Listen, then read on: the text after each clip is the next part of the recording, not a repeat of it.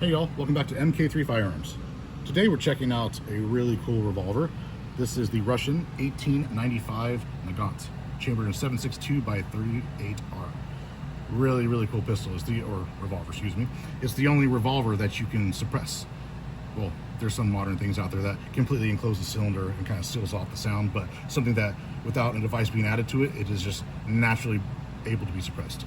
And yeah, no one else has done anything like that since. So the Russians are still winning since 1895 in this category anyways. As far as the work performed, as you can see, we did a full fits cut.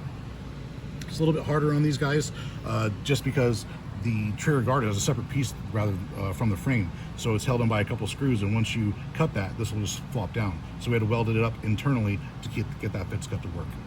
Of course, we threaded the barrel. This is really cool. This is where all the magic happens.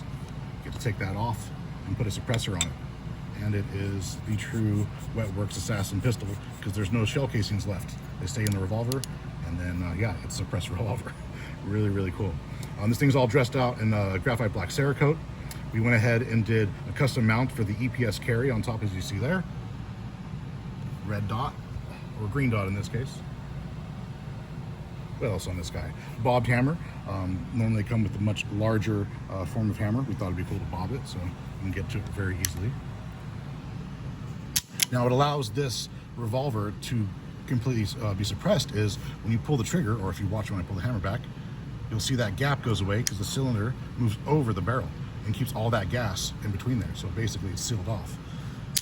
It's not quite as forward when you go in semi-auto, but you can see it moving, and that's what makes the magic of the Nagant.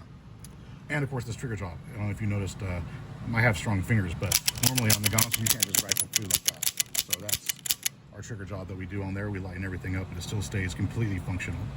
Lightening the springs on these doesn't have anything to do with the sealing over the cylinder gap, so that's pretty cool.